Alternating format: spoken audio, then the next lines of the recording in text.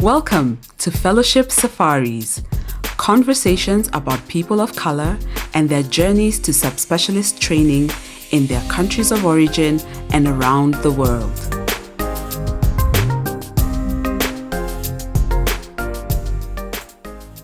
Hi everyone, and welcome to Fellowship Safaris podcast. My name is Dr. Jerry Kariajahe. I'm a consultant pediatrician and adolescent medicine specialist based in Nairobi, Kenya. Today's conversation, Yani, is for feeling it deep in my heart for multiple reasons. But one of the top ones is that we're going to have a conversation with somebody who works with a very special group of people. And I think it's really, really important for us to get a sense of what that special group of people is and why they got involved with this special group of people. I am a parent of a child with special needs, and I think navigating that whole context of what it is to be a mom, what it is to be a doctor in the space of a special needs child has been one that has been made different because of people like my next guest. I don't want to get ahead of myself because I want her to introduce herself and her professional qualifications. Thank you so much, Dr. Njeri, for having me. So my name is Dr. Susan Wamithi. I'm a developmental pediatrician and really excited to be here to just talk about this journey and hopefully motivate other younger doctors to come into the field because we have many children who need all of you. Yeah, that's so fantastic. Oh, karibu sana. And before we get into developmental pediatrics and what that's about, I want us to take a few steps back. When you think back at 8-year-old Susan, did she ever imagine that she'd be where you are today in terms of your life? So no. Yeah. Because 8-year-old Susan wanted to be a chef. Uh-huh. And then I had a turning point when I was 9 where unfortunately I was in a road traffic accident and I had to be admitted at Aga Khan. It was actually a nurse who was like, she was so amazing. And she was like, what do you want to be when you grow up? I was like, I want to be just like you. Yeah. It was tough for me, but because of the nursing stuff and the doctors, it made a big difference. Yeah. And so that changed me into the field of medicine and at that age. Hey, shout out to the nurse who took care of you at that time. And what are some of the things that sort of started falling in place, like in high school for you, that you are like, I'm on the right track here? I think it was just my love for science and research, and I used to read encyclopedias for fun. You used to read encyclopedias for fun, Susan? From A to Z. Wow. I knew about birds, yeah. the trees for every state in America, in Australia. Like that was just my childhood, is that I was obsessed with reading. And as you read encyclopedias, there's a lot of science and medicine. Yes. And so I think that created like a roadmap for me to go into this field. Yeah. And then, of course, where I grew up with a cousin who had cerebral palsy. Like, I couldn't understand because she was like just 2 years behind me. Yeah. Is that, why is Koi's hands so stiff? She has such nice hair, but her hands are stiff. And then we'd have to go to the bus stop to help my aunt carry her. Yeah. And so that was because for me, it was just the fact that she was always really stiff. But I love the fact that my aunt would bring her everywhere. And that's why I'm really passionate about inclusiveness, because for me, she was part of us. Wow. And so that's something I really champion. Yeah. And I thank my aunt and my parents for just helping me not see her as a special needs person. I can't even explain that to you, Njeri, because I never saw her as that. As that. Yeah. I saw her as, Koi has such beautiful hair, let's plait it, let's comb it, and I loved that. So that, for me, I think has been like God preparing me for this journey. Yeah. And how I fight for inclusiveness, because that's all I know. Right. At least that's all I knew when I was growing up. Oh, wow. Yeah. The thing that I'm finding interesting is when we were growing up, a lot of kids were hidden with special needs. And it's so interesting to see your aunt saying, you know what, this is my life. I want to come and visit you guys. We want to come visit you guys. This is my child. Let's go and do these things together. And that's so amazing to see that. So for med school, where did you go to med school and what was that experience like for you? So the journey was a bit different because I did pre-med because I went through the American system. So I was in Alabama where I did my pre-medicine. And then I did my medical school in St. George's in Grenada. Yeah. So we do like 2 years in Grenada, and then I did a year in the UK. So I was in Norwich. Yeah. And then I did a year in New York. So it allowed like that international exposure, which for me, it informed my practice because I picked up something from the Caribbean too. I picked up something from Alabama, something from the UK, something from New York, so that I can find my way and my space and how I deal with patients just from everyone who I came in contact with. Yeah. It's interesting that you went to these different places that sort of molded your medical journey. I'm just wondering, for a young person, because we keep hearing about transitions being just tough from where your family is, and then suddenly you're in this new space. What was that transition like for you from the Kenyan space, first going, doing pre-med in Alabama? What was that? So I keep saying my parents are hands down and my siblings, because my mother called me every week for 4 years. Back then. Not the days for WhatsApp. Not the day of WhatsApp. This is the phone line. Yes. that's in the house. Yes. And she actually took me there and was with me for a month, because just to figure out the transition. She even told me she was so scared because I was 18. Wow.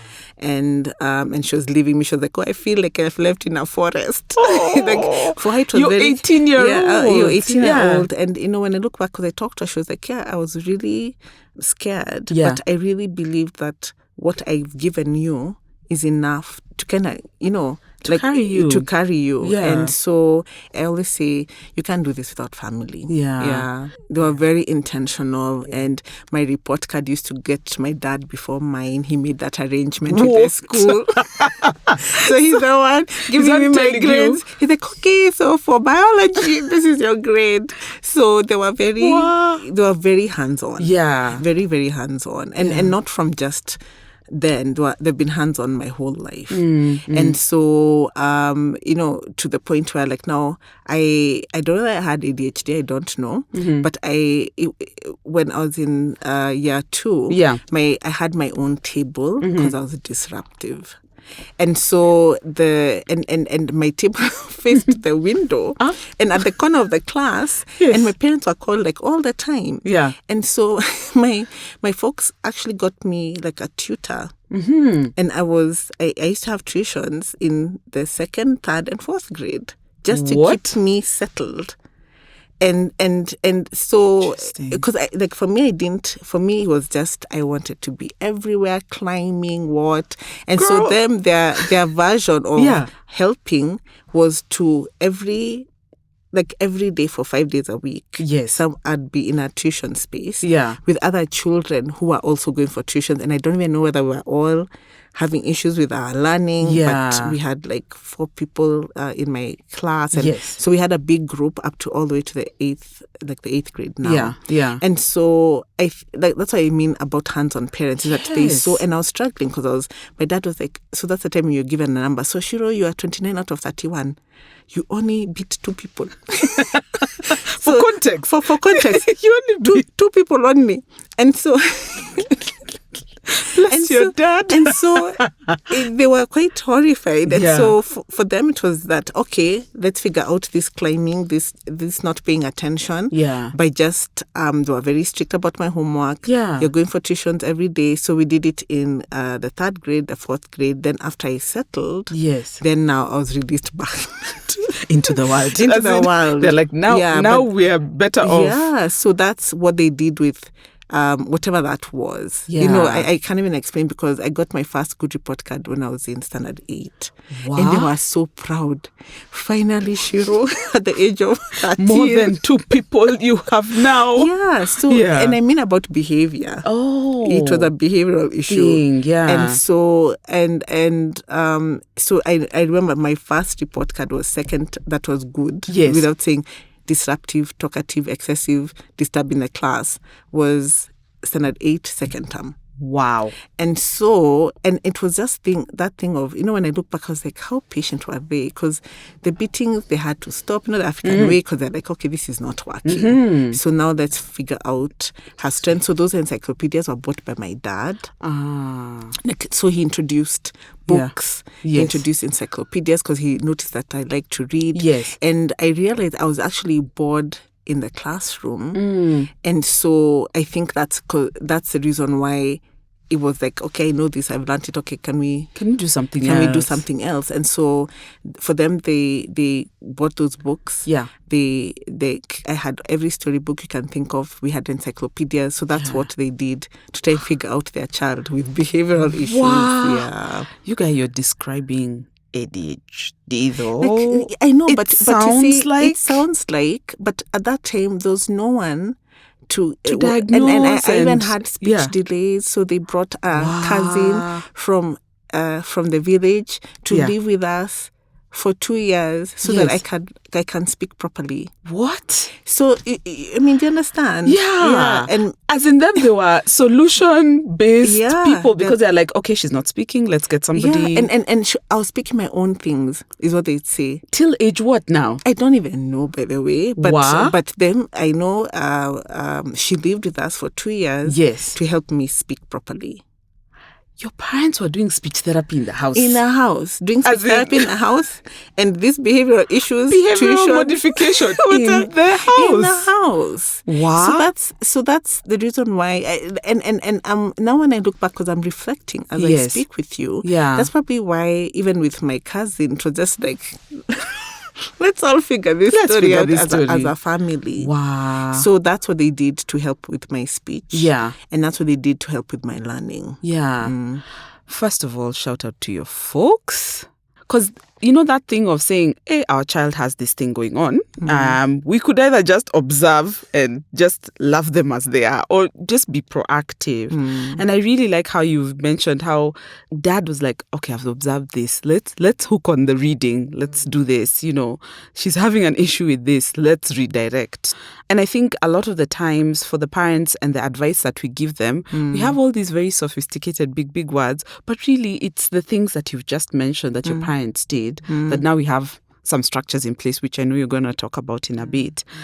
I feel like, Yani, your journey was ordained from way back when. Yeah. Wow.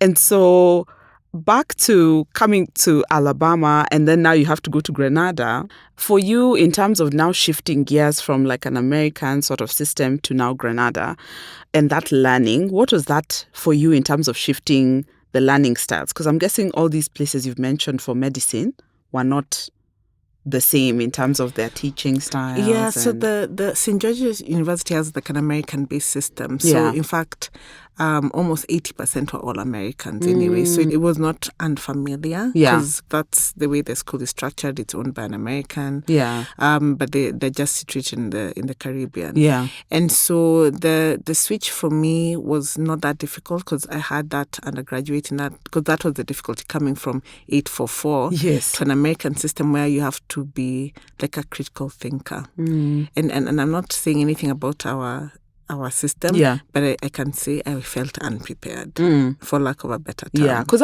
that's not the muscle that you flex in 844 that time. Yeah, so at that time it was more of like you're memorizing facts, and then now I'm being brought into a space. And the good thing is it was a liberal arts college, so it kind of forces you to take a public speaking class, a piano class. I had to take French for a year, a basic design class, and you're still doing your pre-med. Yeah. So it kind of balances you out to look at what other gifts do you have and how do you use that, your art and your science brain, which worked really beautifully for me because I'm wired that way anyway. Yeah. And so I really liked that liberal arts education because that helped me that wherever I went to, I kind of adapted because now I had been taught to be a critical thinker and to find solutions and to speak up when something is wrong because we took like leadership classes.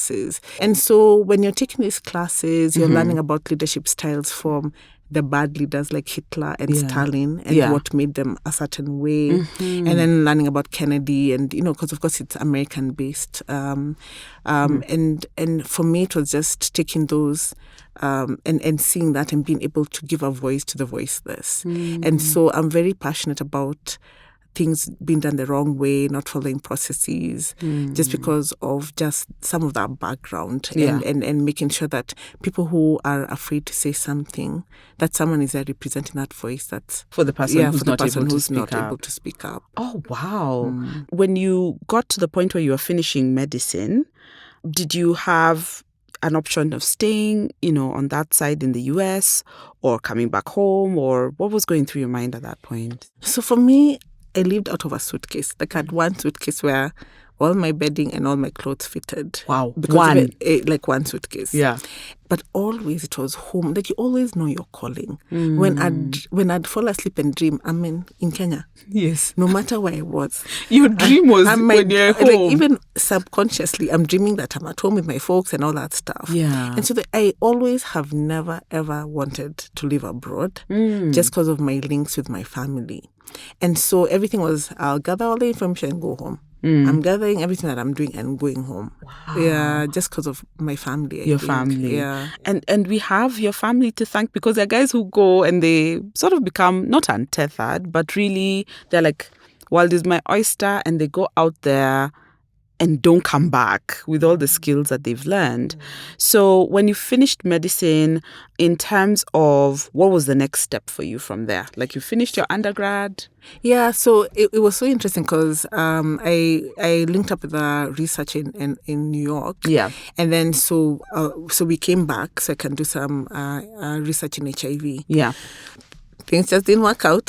And so my dad is like, okay, since this is going sideways, and I'm seeing it going sideways. This research deal of yours, you need, because like now I was like, oh my God, so my thing was I do a gap here. Yeah. I do research, and I wanted to be a vascular surgeon. Wait. So, yes, because of my experiences in England. Like I rotated with an amazing vascular surgeon and repairing the aortic aneurysms and doing all these different things. Yeah. So when I came in, when the research thing went sideways, and then I couldn't go back because I've already taken a gap here. So my dad is like, you're not going to sit in this house. Your dad? My dad. Oh my He's gosh. like, are you saying you think you're going to sit in this house and look at the walls?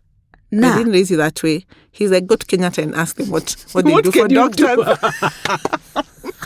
Go to Kenyatta and find out what you can do. And then, let me tell you how aggressive my father is. Yes. He knew a guy in Kenyatta. What? I can't even remember his name now. Yeah. But he was one of the leaders then. Yes. Then so I go there, I'm like, oh my God. So now he's like, go to Kenyatta, go to the medical board, figure out how to practice medicine here for 1 year. Where? Because you're not going to sit in my house. Not his child. Not his child. He's like, I'm not doing it. He's like, and then every day he'd ask me, have you gone? Every evening. Yes. Without fail. Without fail. What was their feedback? Mtoto wangu daktari ameketi kwa nyumba. Nothing. Oh, wow. So I went to Kenyatta. It was such an interesting experience because, of course, tropical medicine for us was under travelers' illnesses. Yes. So malaria was a paragraph. Yes. So then, luckily, I had a sister who was in medical school at that time. Yeah. And so I found out, if I do the internship exams, I can at least spend a year doing my internship here. Yeah. And so it was a very big difference from coming from New York and then finding out. So as I'm rotating, I didn't know anything about malaria. I was shocked that it affects the kidneys. Like, what? You having a moment for which medicine is this? Medicine. Then so one of my my colleagues by that time, he was like, there's this book called Tropical Medicine, a blue book in the library. Yes. He showed it to me and it was like this thick. Yes. He's like, good luck. Figure it out. This is the part you want taught. This is the part that you want taught. And I was just shocked that, and I was like, how are we not being taught about illness? I mean, we are taught, but not in depth. Yes. About illnesses that are, like in New York, I saw only one patient who was from, I think, Mexico, who had PCP. Yeah. No other exposure. Wow. One patient. Wow. So, and I never treated. I never saw someone with malaria. Never. Yeah. You understand those Yeah. things? So that wasn't your context at that time. It wasn't my context. So Yeah. it was really. I loved that rotation, and amazing group of other interns other medical students who had come back. Yes. And were trying to get into the system. Yeah. So we formed like study groups. The KNH study group was also in that. Yes. So shout out, they know themselves. Yes, the KNH study group. You saved their life. Who allowed me to join them as I was clueless as to what's going on. Yeah. And allowed me to rotate with them, allowed them to join their study sessions. So that support, and I was like, oh my God, I know this is a place for me. Yeah. I can't even explain what seeing people who look like me, who have the same passion, and then me studying with them. Yeah. Jerry, let me tell you, it was a pivotal moment. I was like, these things are not looking the way it is. Yeah. And then after that, I was posted. So, of course, I applied to Aga Khan because I was like, I may have to live in Nairobi. Yes. Then Next they to my rejected me. Oh, no. I saw the letter. I just cried. Oh. My dad is like, you will figure yourself. Go back to the medical board. I was posted to Machakos. What? Yes. So you went to Macha? So I went to Macha. So I went and I was like, guy, okay, now to turn to God. Tell me, what is the lesson? What is the lesson? What's the lesson? From New York to Machakos. New York to Machakos. The lesson. And then God can't test it too much. Yes. So I got the only apartment that had running water. Somebody was vacating when I arrived. At that time, you're speaking of. I don't know what's going on right now, yes, but at that time, it was an apartment that you could turn on the water and the showers coming without ease that I could afford. Wow. I'm sure there are others that were there, but the one I could not afford. In your price. Not in my internship. And my dad is like, that budget for internship, that's what you're working with. Eh? Wow. Yeah, my parents are very... Hey, your dad. Yes, but I'm glad because, it's the reality. You work with your budget and that's lived with me. So he was like, you find an apartment that can work with whatever. What did they say you're going to earn? Yes. 40,000 shillings. Yeah. Figure out the apartment that you can afford. Within that. Yeah, I'm not on not even 5 shillings. At that time. So now Macha, you're in the flat with the only one with running water, the one you can afford. The one I can afford. Yeah. But it was such an amazing, I have to say her name. Yeah, Dr. Ondere. Yes. Shout out to you for being a pediatrician who elevated us. If anyone looks back who's a pediatrician who went through Machakos, she's set the bar for us. She's like, everyone has to have a line in. By the time I round in the morning, you've already seen everybody. So our work ethic, and it's not only her, the consultants in Machakos really elevated the type of quality that they wanted, the type of standards that they wanted. They pushed us. Whether it was in gynae, surgery, you name it. They really made sure that they were setting the bar for us as interns and responsibilities. And I still remember like a maternal death would be like the most chaotic thing. Would have an M&M about it and to reflect. You understand? And so for me, the consultants in Machakos really elevated my work ethic. It's so interesting that you mentioned that because I'd also interviewed Dr. Dorcas Bushiri, who also was at Machakos, and she talks about the gynecologist in Machakos who was just game changer in terms of how she works, and I think still mentors her to date. Like, it's an ongoing thing. Yeah, and that's what mentorship is. Yes. Is that, because I'm like, them pushing us, it was not trying to finally us. It was, let me bring out the best in you. Yeah. Let me show you why we care. Let me show you why we care. Let me show you why we care. Wow. Yeah. I love that.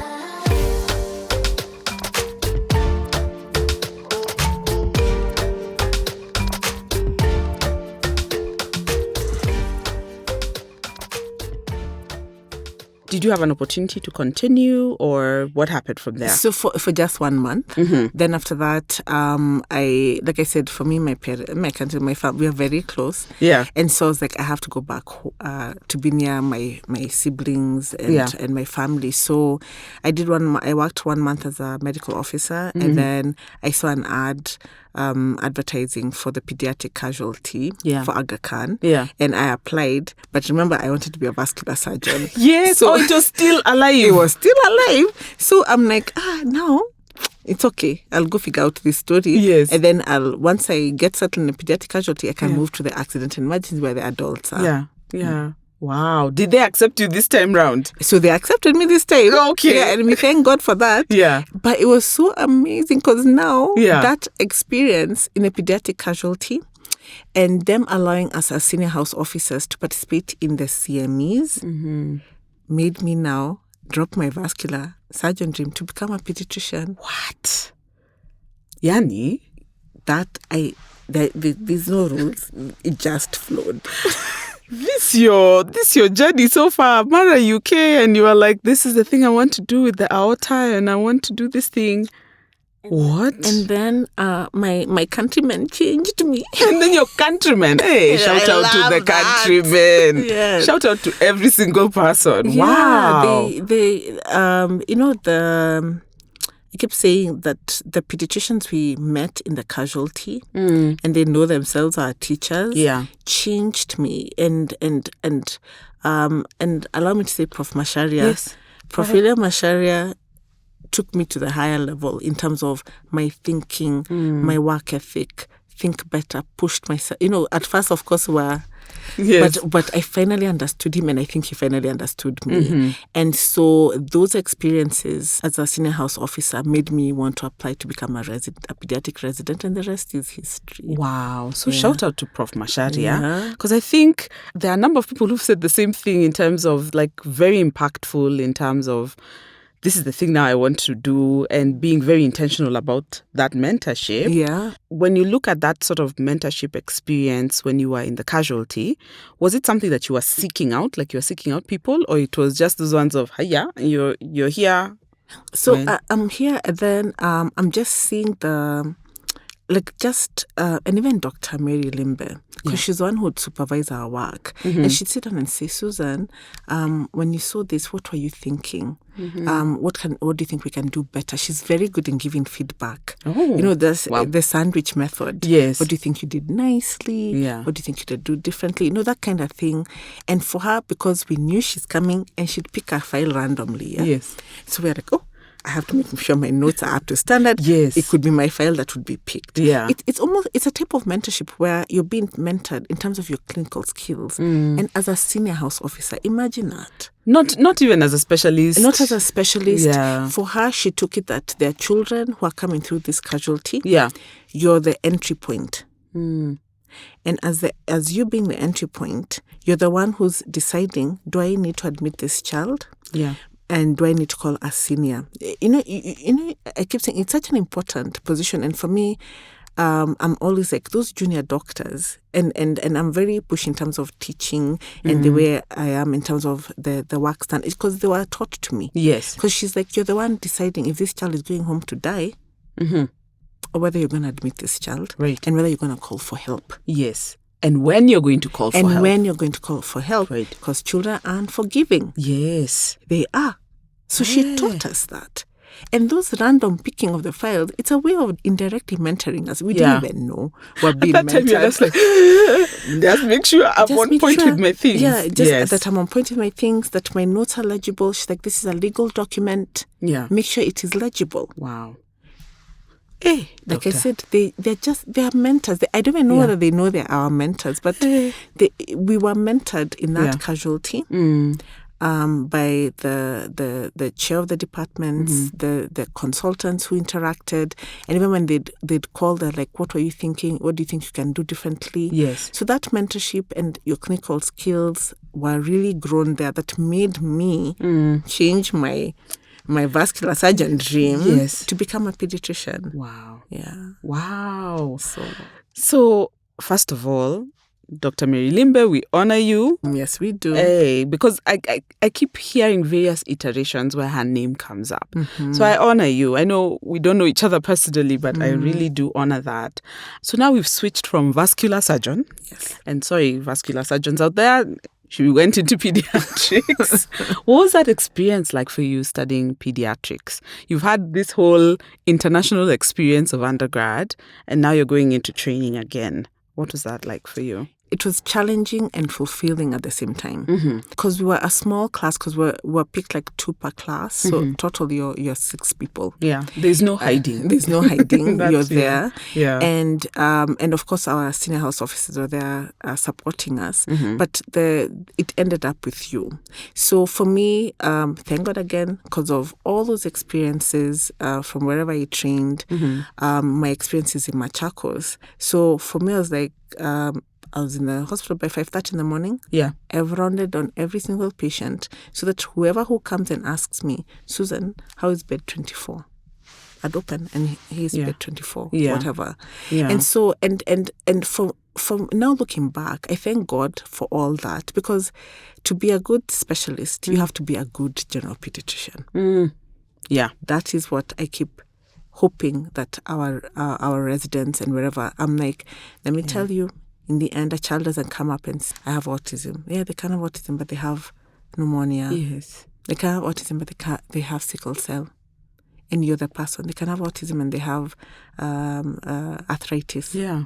So your gen peds and medicine is an apprenticeship. Yeah. And if you don't see it, and you're thinking the Nelsons is your answer, you won't remember your Nelsons. Yeah. It is that patient who's in front of you, who you read around your Nelsons in front of you, that will stick with you. And so I always encourage, for our young doctors, take your residency training seriously.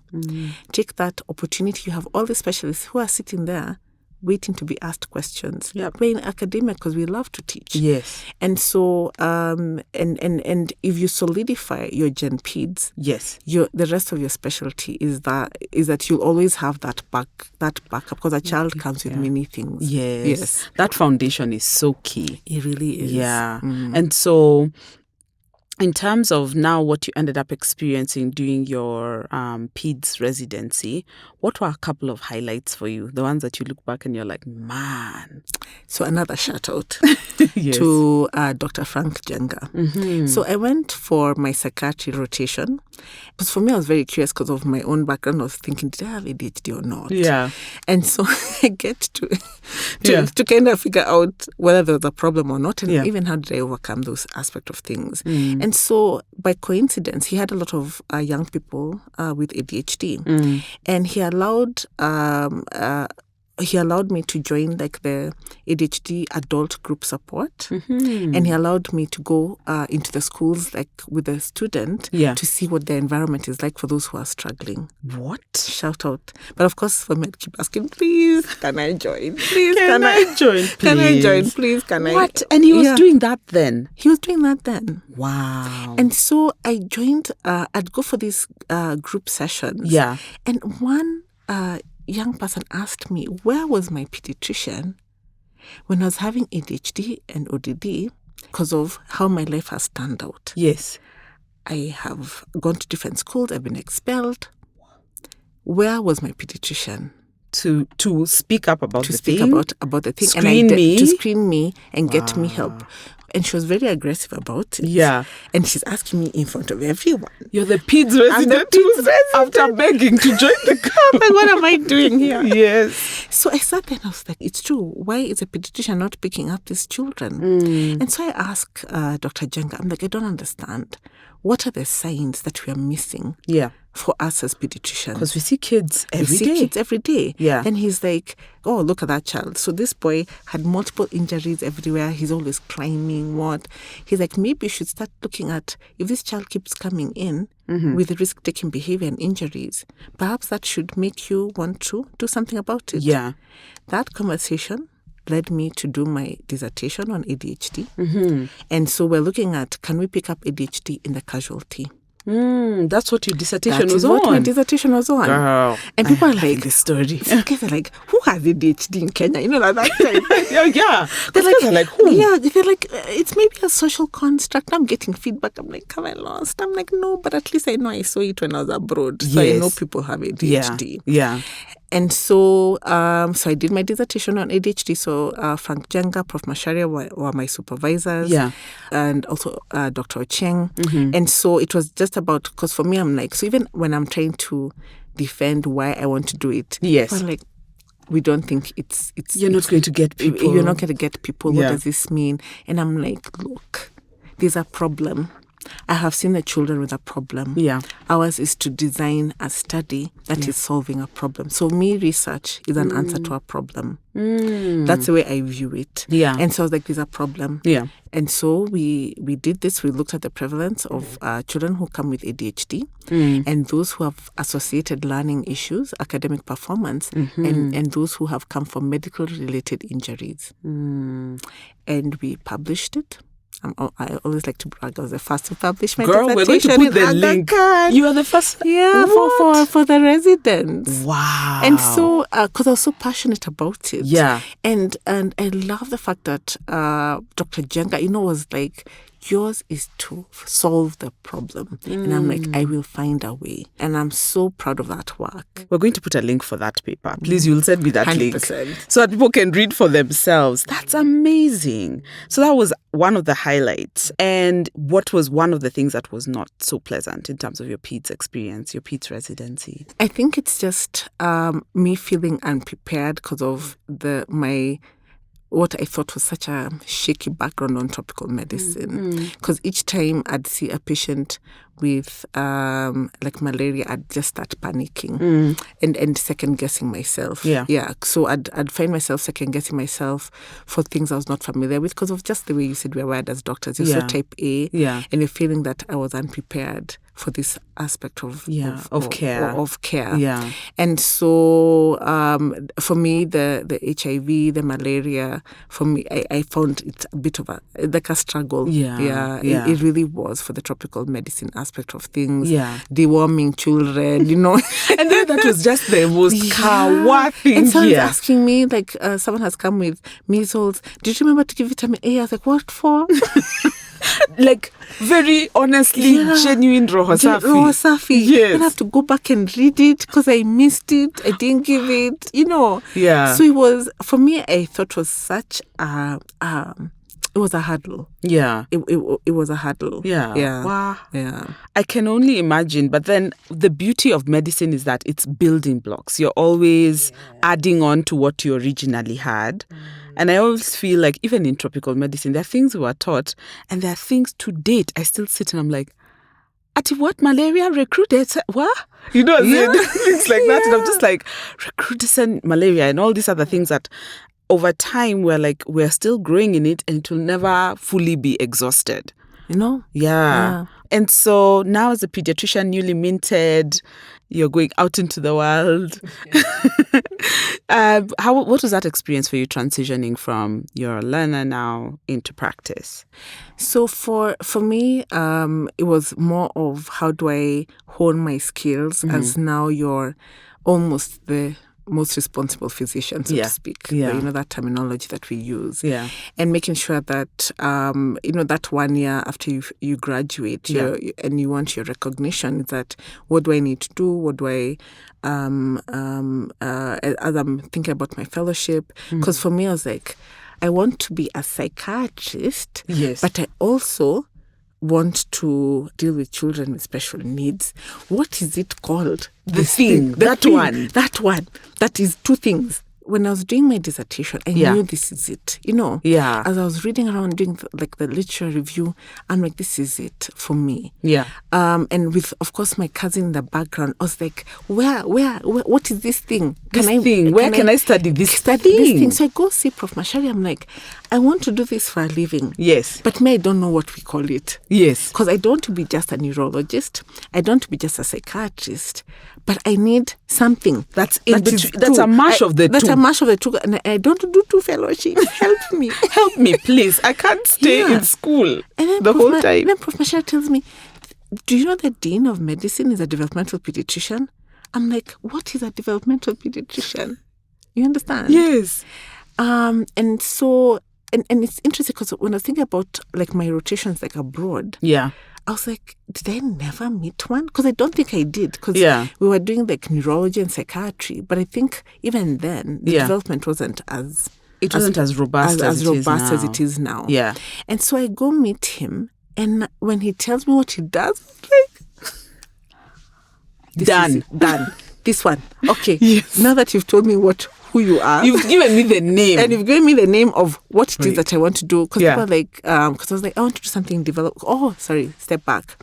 So, because of my dissertation ADHD, the Aga Khan, and I can't remember whether it was AKDN, the bigger body, were looking to train like a pediatrician in care for child develelopment. So it's a training by WHO and UNICEF. Yeah. And so Prof. Mashari is like, oh, I found this as you're trying to figure out what it is that you're going to do. Yes. I've been approached about sending someone for training. So I'm excited. I was like, oh, it does development. So you think ADHD is somewhere in there? And he's like, I think it will be. You just go. Your flag is ADHD. You just go. Yeah. And so I meet these amazing people who are talking about how to optimize a child's development. Wow. And this is in 2013. Wow. So I go for the training. Yes. And I'm like, this is part of it. Your brain cells are just high-fiving each other. I'm like, and of course, Jerry, everything is God. Yes. Because for me, I'm very spiritual. Yeah. And God has directed me throughout. Yeah. Because I'm always on my knees, asking God to help me find my way in this world. Yeah. And so I go for the training in Mombasa. Yes. And I'm like, I'm being trained by people in early child development. They're not doctors, but they are educators and almost public health. And I was like, how come we weren't taught in school? I've gone through peds. Yeah. I graduated in January. Yes. You're telling me things that I've never heard of. Yes. About responsive caregiving, about how serve and return. I'm like, these terminologies, where were they? Yes. I've missed them. And so I'm like, I have to train the department. Tell me what I need to do. Yes. So they train me so that I can be able to come back. Yeah. And I come back. I do 2 trainings by myself, me, Susan, with my toys. And things to teach people. So I did trainings for nurses, doctors, and I trained 30 of them. Wow. That journey led me to now even doing other projects in early child development. People are like, oh, it just come up. I'm like, no, I've been doing this since 2013. Yeah, I've been here I've been here training people, doing workshops by myself because there's no one else. Yeah. It's me who went for the training. Yes. And so to get these champions going in 2013, and I've just graduated. Yeah. And from that relationship and that training, they invited me back to now be a trainer for the Aga Khan Foundation. Yeah. And it was AKDN and UNICEF and the Hilton Foundation. Yeah. We did it for 5 countries. Yeah. And we did it here in Nairobi and in Tanzania. And from that relationship, from meeting the dean, who's Prof. Armstrong, even had a shout out to him also. Yes, is that they now were interested in funding me for a fellowship. This has all happened before the fellowship. Before the fellowship. And I was so happy because I was able to champion for that Care for Child Development page to go into the Aga Khan booklet. Wow. Yeah. So it went into that booklet. Yeah. And then,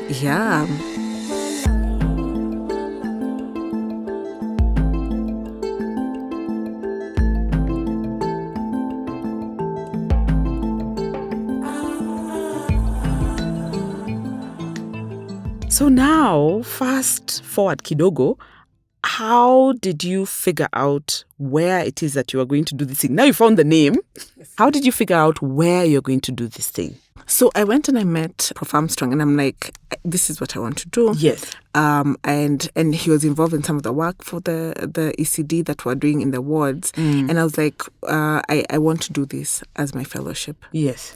And so I was like, I've been reading about these places all around the world. Yeah. And him is like, I'm Canadian, but this is the place I'd recommend that you do. You do it at the Holland Blueview Kids Rehab, yes, which is under University of Toronto. And so when I applied, of course, you get married. we're doing interviews with a 6-week-old. Yes.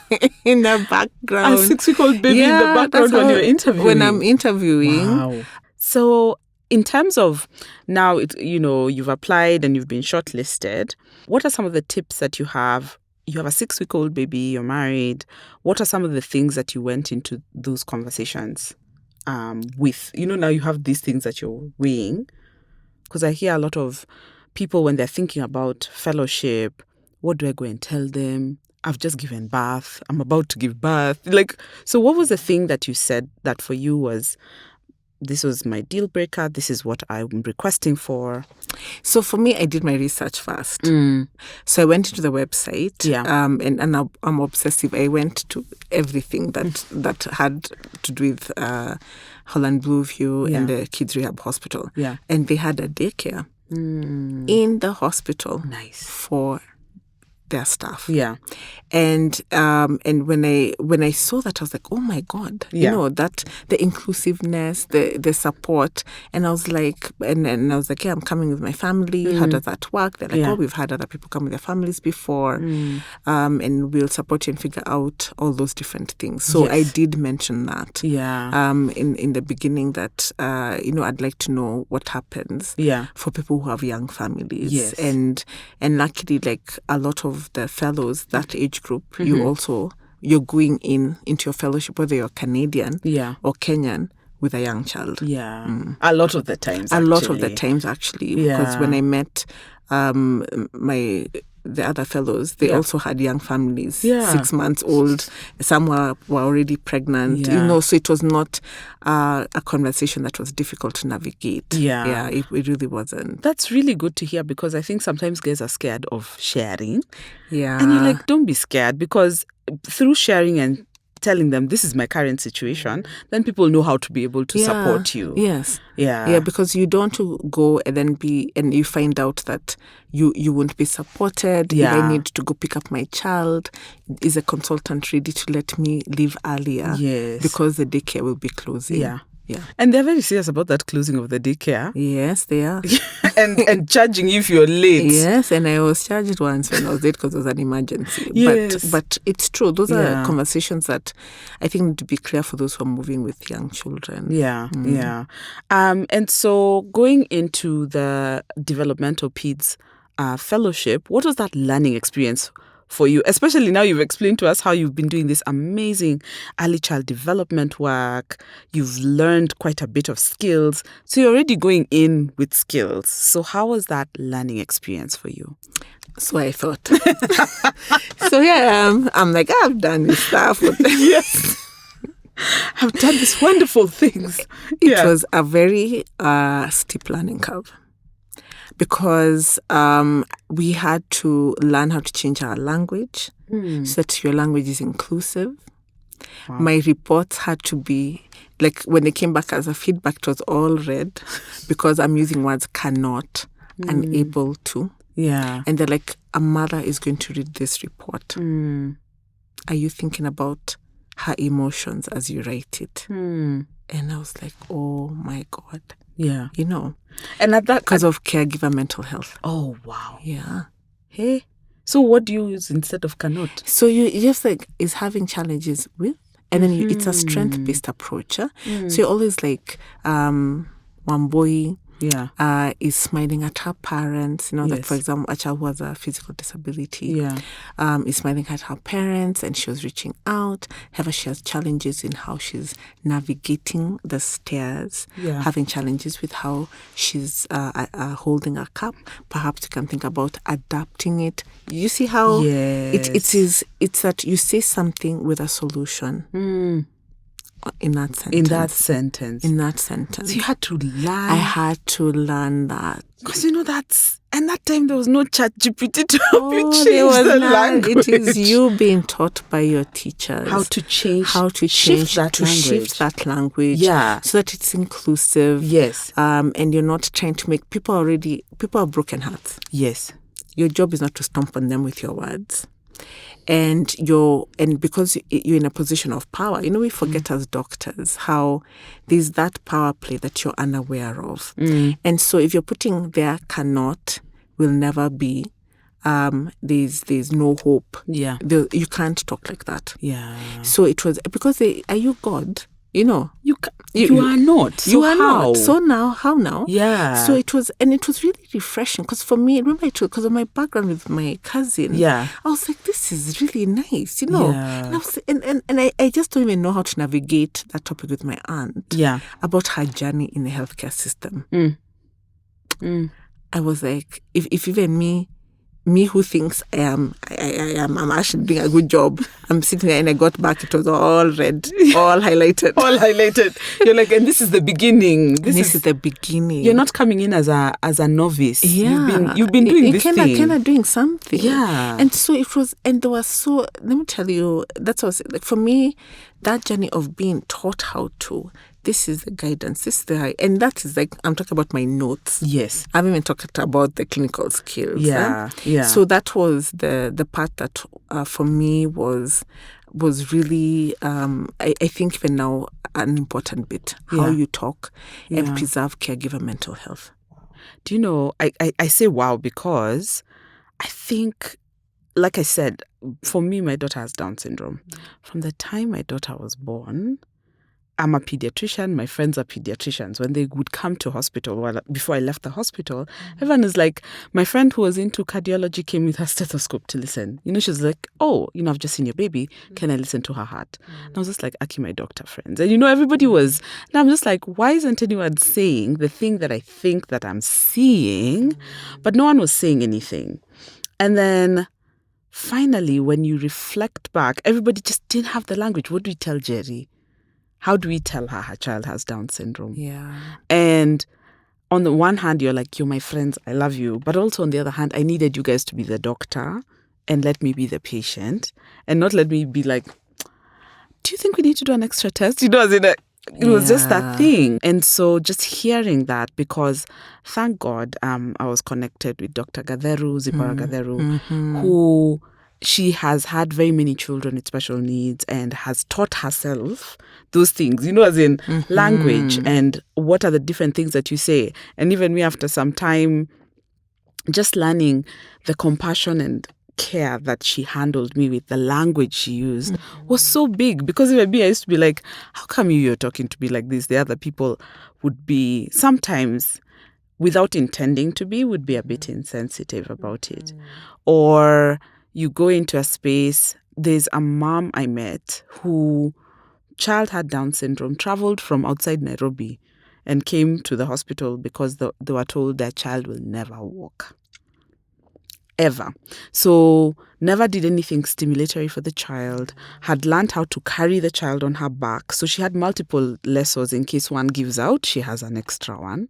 And so she came to the hospital to try and find out, what can I do for my child? Now that I've been told my child will never walk again, I can't seem to convince a nanny who can stay with us because that means carrying this child on your back throughout. So she quit her job and she knew I'm the full-time carer.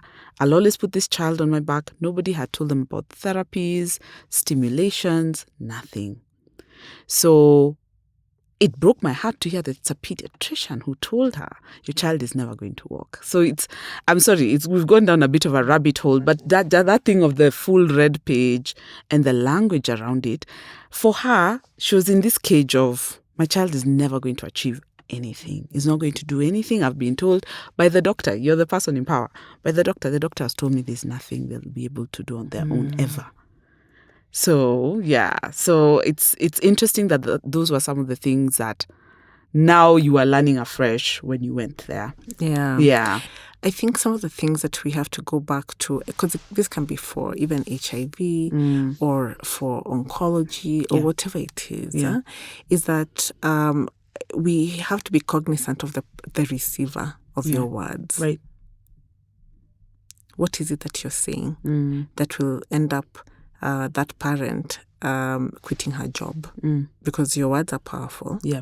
So for us at the university level or the College of Pediatrics, as long as you're teaching someone, I think we have to teach about how to navigate difficult conversations. Because that was part of our training also, is how do you navigate a difficult conversation? Yeah. Because everyone's reaction is different. There are those who will be mad, throw things. how do you navigate and call you names, Yes. you know, Yeah. and say you're a bad person for wishing their child ill by declaring something over their lives, you know. Yes. And Or even that you've been cast. Or That you've one. you've been cast. And so I think we need to actually take some of those classes as faculty ourselves first, because you have to teach it to the juniors who are coming through your mentorship. Is how do you navigate a difficult conversation? How do you still say something and still have some hope somewhere? You know, and even for those who are trained in, you know, palliative care, I'm sure even them, they have something to add as to, okay, how do we navigate that end of life? Because remember, the specialists are few. Yes. So you're going to be that pediatrician who's on the ground in Busia, who's actually breaking the bad news of a cancer diagnosis, or a cerebral palsy diagnosis, or a Down syndrome diagnosis.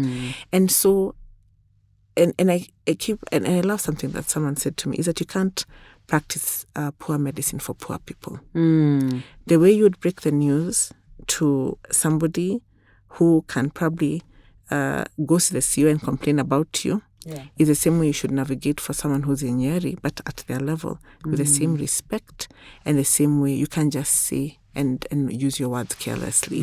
So I'm really hoping that with all the trainings that we do, that we train people how to navigate a difficult conversation with compassion and care, knowing that you're at a powerful position and that your words are impactful for people to decide to leave their jobs. You know, that to me has struck a chord. But that thing, it took everything for me not to break down and cry. Because now you're like, I'm here struggling, trying to figure out, how do I help you? And had it not been, even for me at some point, I was like, how am I going to get to all the therapies? Do I come to work? Do I do my shift? Or do I take her for therapy? You know? And so this lady was like, her solution is, there was nobody else to help her. So she just quit work. You know, as in, that thing. For a long, long time, I was like, man, I don't know how many more of these special needs kids I can see, because usually when you ask them the story, it breaks my heart what somebody in the healthcare space had told them. And so you're working through two things now, that caregiver mental health, and trying to not undo the trauma they've experienced, but sort of just helping that healing while you're trying to figure out like a solution or a plan for the baby. So in your training, so you're learning language, and the clinical skills are coming in. What were some of the highlights for you in your fellowship training? So for me, it was just being shown the role that it's multisectoral, that this field of special needs doesn't belong to the doctor only. There's and they allowed us, like now, part of our lecturers were speech therapists, occupational therapists. They're part of the faculty at the University of Toronto. So you're being taught by professors in their field, and the educational psychologists, you know, just seeing how holistic and family-centered. And something that was amazing for me is that even for any research work that's being done, part of the ethics committee were people with lived experience. Wow. Not only the caregivers, the lived experience, the adult with lived experience, who has autism, who has Down syndrome. Part of the ethics. The ethics, you're not going to do a study without them their say and them saying, is it inclusive? Is it even, and no, because you can set priorities, but only someone with a lived experience can say, no, perhaps we should be looking at this instead. What? So I loved that. Because for me, it was refreshing, and having those lenses is the only way you can progress in this field. Wow. That's amazing. You know, now, as in, I'm just thinking about the ethics. Ethics just generally, the ethics boards are usually quite daunting. But to hear that they've been so intentional about the people that they're going to include, because this is a developmental PEDS fellowship or training. And when you think about that space, and I know you've talked so much about different mentors, were there people who stood out for you in terms of mentorship while you were doing your fellowship? Yes. So there's one who, were assigned mentors. Yeah. And so my assigned mentor, Dr. Sharon Smile, sorry, I have to always No, don't apologize. We're doing the flowers. We're giving the flowers. Yeah, we give the flowers to Dr. Sharon Smile. Yeah. She was a Black woman like myself. Yeah. From Jamaica. Almost similar, like socioeconomic, backgrounds that our patients are like. Yeah. And so for me, the first time I started the program, I'm like, I'm going back to Kenya. So please teach me with that lens. Yes. I love that. Yeah. And even for my program director, I'm going back to Kenya. Because I was very intentional from day one. Everyone knew Susan's going back to Kenya. Yes. So, as we are teach her how we can adapt things. Yeah. For what it is that she needs to go and yeah, because the resources setup is different. Yes. Yeah. I'm going home. Yeah. So let's figure out whatever. And I love the fact that Toronto is so multicultural. Yeah. And so I got to, do histories for Ugandans, Kenyans, from everywhere in the world. Yes. And so they were like, that's not a problem. Yeah. We have people from all over the world who are coming through our clinics. Yeah. So even us, we had to adapt ourselves. Yes. So I was like, yay. So yeah. Oh, so it was kind of seamless. Yeah. In that sense. In that sense. Yeah. And are there any downsides or any low points of your fellowship? So the low points of my fellowship was being in the public transport and pushing my son in the snow in minus whatever weather and bundling him up because we are going to work together. I cannot tell you as much as I'm dropping off in daycare. Yeah. But we would have to. I had to push his stroller. Yeah. For like 600 meters in the snow, and I would cry each time I'm going up that little hill. Yeah. Because the bus doesn't go that way. Yeah. And I'm asking myself, what am I doing here? Each time. There's no time in the snow. There was no time when I was like, oh, this is fun. I'm like, I've bundled my son. Yeah. I hope he's warm enough. Yeah. I bought the most expensive whatever. Those bundles, the covers, the water, reassuring me, whatever minus. Yes. And I'm like, and I'm just thinking to myself, what am I doing to him? Yeah. As we navigate through this snow. Yes. What am I doing to my husband who has quit everything to come and join me? Wow. Those are and I thought, and I had that thought first it was daily, but every week. I'm like, what am I doing to my young family? Yeah. Is this even worth it? Because sometimes you'd be there. Yeah. Is this worth it? When I'm in that snow, I'd ask, or in that rain, because it will rain or it will snow. And I'm here balancing an snow umbrella. And rain at the same time. So I'm here balancing an umbrella. And pushing. And then the times when it's so bad, how to balance my budget so we can take a taxi. What? To the hospital. To the hospital, because that stretch is just not doable. It's not doable with a young child. Yeah. And so we're like, okay, so we're going to give up on this luxury item. Yes. And it wasn't luxury, really. Not luxury. It's just... Yeah. So we're not going to go out to eat on Sunday. Yeah. Because we need to pay for taxi. It's winter. Yeah. And then we'd save up. Yeah. To make sure that when it's too cold, we can take a taxi in. Yeah. As in, I experienced that snow. Let me tell you, it's not like the movies where it's winter wonderland. Please. There are no illusions about that snow. It is cold. It is cold. And you'd not see the sun. Not the sun we know. Yes. Oh, wow. So for me, those were the lows. Yeah. And are you comfortable sharing, how did you help resolve some of those questions? When it comes to your partner, your husband, he's given up everything, he's with you. How did you navigate that with your husband? So I really feel I thank God for my mother-in-law because I think she was in a similar situation when she was my age, and where she was very supportive, and that relationship between a mother and a son is that if she's not, if she's not supporting my career, and she says no, you guys are not going, I think that would have been it. But she was so amazing because she had a party for us, invited all our relatives. Yes.